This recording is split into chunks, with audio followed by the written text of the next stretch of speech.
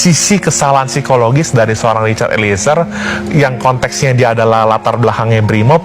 Dia memiliki ketaatan dan kepatuhan yang penuh, maka berlakulah asas. Oke. It danum dat kui ibit dare, ius vero nulla culpa es, kui parere necessit. Pertanggungjawaban tidak akan diminta kepada mereka yang patuh melaksanakan perintah, tapi kepada mereka yang memberikan perintah. Ini asas, Mbak Rosi. Dr. Albert Aris yang juga merupakan saksi ahli yang menguntungkan Richard Eliezer. Ia ada di sana bersama-sama juga dengan budayawan Romo Magnis.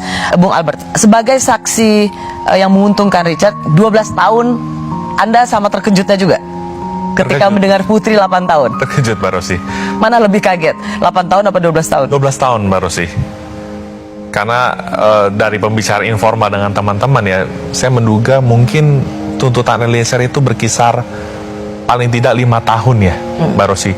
Tapi ketika mendengar tuntutan Eliezer 12 tahun, kami semua tuh kaget gitu loh. Kok orang yang bersedia jujur, orang yang disuruh lakukan, bahkan menyandang status JC, justru dikaitkan atau dibandingkan dengan orang yang menjadi pelaku utamanya gitu. Dalam hal ini adalah Sambo gitu kan ya, yang tuntutannya adalah seumur hidup. Oke, tapi kalau saya misalnya mengatakan apa yang menjadi landasan tuntutan jaksa, dikatakan oleh Jampidum Fadil Jumhana, ia mengatakan begini: kami menuntut seumur hidup itu atas pertimbangan sebetulnya bahwa Ferdi Sambo ini adalah sebagai intellectual dader dalam perkara ini atau aktor utama. Sebagai intellectual dader, dia menghendaki adanya kematian. Lalu untuk mewujudkan itu, dia meminta yang pertama adalah Ricky Rizal. Tapi Ricky dengan kesadarannya menyatakan dia tidak kuat. Kita sudah sering dengar ini.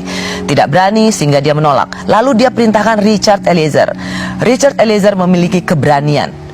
Maka saya menyatakan bahwa, atau jaksa menyatakan, Eliezer juga sebagai dader, sebagai pelaku yang menghabisi nyawa daripada korban Yosua Huta Barat. Jadi jaksa melihat Richard Eliezer tidak bisa melenggang bebas, karena bagaimanapun juga jaksa menganggap Richard ini adalah pelaku. Ya. Jadi begini, Mbak Rosi, dari ahli-ahli pidana yang diajukan oleh jaksa sendiri, sudah dikatakan bahwa orang yang disuruh lakukan tersebut hanyalah merupakan alat yang tidak memiliki kehendak dan tidak bisa dipertanggungjawabkan. Dan bahkan itu saya afirmasi juga ketika saya memberikan keterangan ahli. Yang jadi pertanyaan, mengapa keterangan ahli yang diajukan oleh jaksa penuntut sendiri tidak dijadikan parameter atau landasan dalam menyusun tuntutan atau rekuisitor ini gitu loh. Kalau pola pikirnya masih seperti ini, maka orang-orang yang bersedia untuk mengungkap suatu perkara, orang-orang yang sudah jujur mengakui perbuatannya, maka akan mengurungkan niatnya. Ini akan menjadi satu presiden buruk di waktu yang akan datang, Mbak Rosi. Tadi ada yang mengatakan dalam banyak pembicaraan, dalam banyak diskusi, dalam banyak tebakan soal berapa yang akan diterima, tuntutan diterima oleh Richard Eliezer, Anda mengatakan 5 tahun. Artinya di bawah Ricky Rizal dan Kuat. Bagaimana argumentasi itu bisa masuk akal ketika yang dua ini 8 tahun dia tidak membunuh, sementara Richard Eliezer dia ikut serta dalam menghabisi nyawa? Iya, jadi kan tadi saya sudah menerangkan kepada Mbak Rosi ya, bahwa bentuk penyertaan ini memang agak sedikit berbeda-beda ya.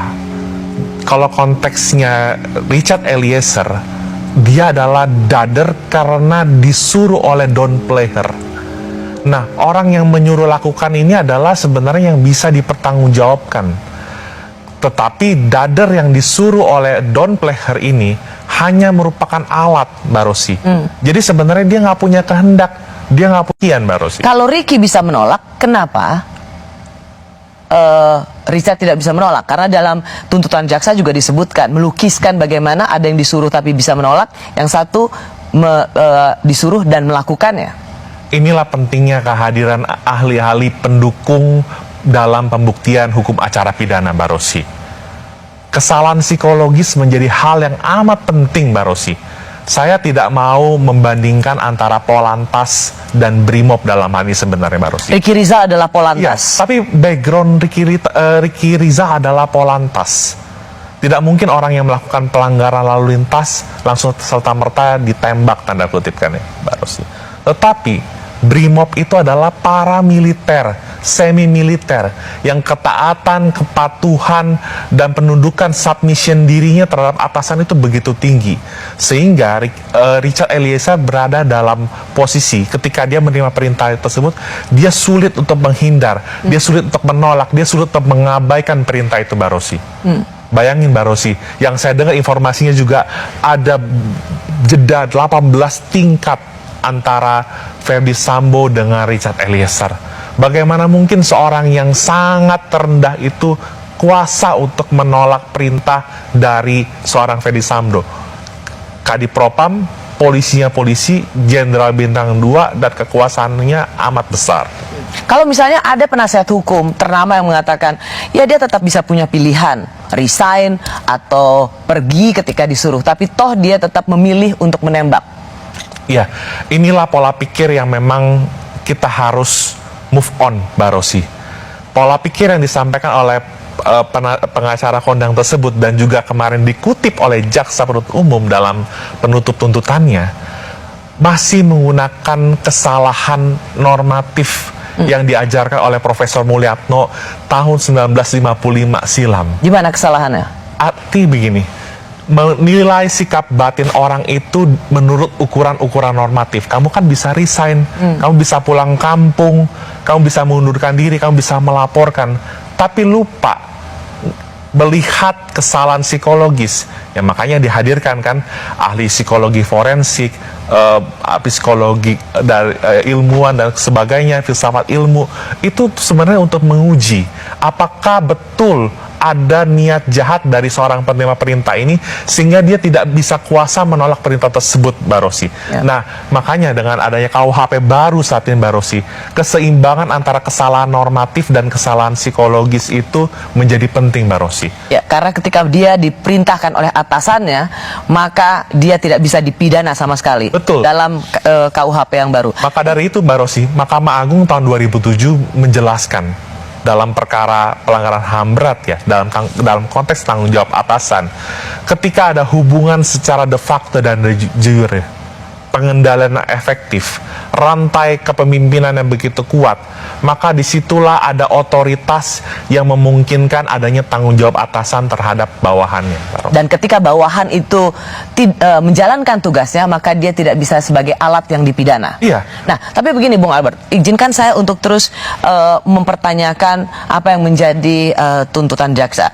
Misalnya dikatakan bahwa toh pada saat menembak itu ia juga tidak berada dalam situasi yang diintimidasi. Misalnya dalam situasi, saya bertanya pada jaksa, mengapa seorang Richard Eliezer 12 tahun, dia bilang karena pada saat ditembak itu, ia bisa lebih ringan atau dibebaskan. Kalau pada saat dia disuruh melakukan tembakan itu, ia sendiri dalam ancaman. Misalnya, kalau kamu nggak tembak dia, maka saya akan menembak kamu. Nah, Richard tidak berada dalam situasi psikologi seperti ini, atau ancaman yang mematikan seperti ini. Inilah sebenarnya bedanya pasal 48 tentang daya paksa dan pasal 51 tentang perintah jabatan, Mbak Rosi. Dua-duanya sebenarnya dalam keadaan terpaksa, Mbak Rosi.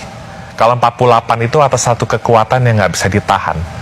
Tapi dalam konteks pasal 51 tentang perintah jabatan Amtelk Bevel, pakar hukum pidana Belanda Van Bemmelen mengatakan, ketika seorang menerima perintah jabatan, sesungguhnya itu dia berada dalam keadaan terpaksa karena diperhadapkan pada konflik. Di satu sisi nggak boleh membunuh, nggak boleh merusak barang milik orang lain, nggak boleh mengambil milik orang lain, tapi di satu sisi dia harus patuh dan taat terhadap perintah jabatan yang diberikan oleh atasannya tersebut. Atasannya yang bukan saja berwenang ya, tapi memiliki otoritas langsung terhadap dia, gitu. Dan menentukan hidup mati karir.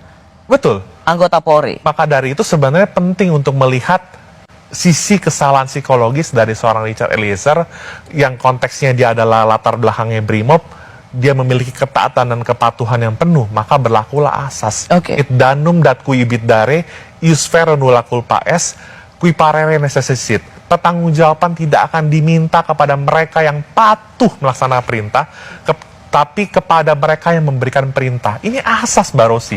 asas. Jadi kalau ada keraguan-raguan dalam membaca pasal 51, kita semua di Fakultas Hukum sudah diajarkan sejak awal kembali kepada asas.